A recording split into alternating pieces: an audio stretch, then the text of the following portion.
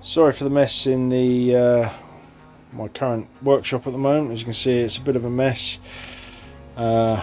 This is all going to get tidied up as I go along. Going to get my workbenches sorted out properly. This is after I moved in. I still haven't sorted stuff out. I've already taken the flywheel off the back of the engine. Oil seal looks fine actually. Some of these parts I may need to reuse, just due to the fact that I'm going to have to do this on a cheap budget. I'm going to try and keep it as cheap as possible.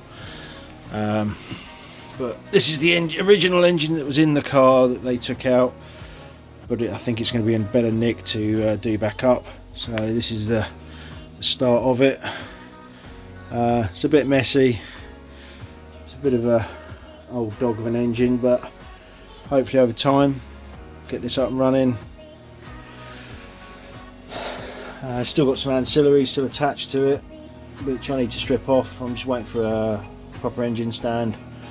Once I get an engine stand up and the jack, I can get that onto the block and get it stripped down properly, get the rotors out, get it stripped down, see what the housings are like and everything else. Hopefully the housings are okay, because the car's only done 50,000 odd miles.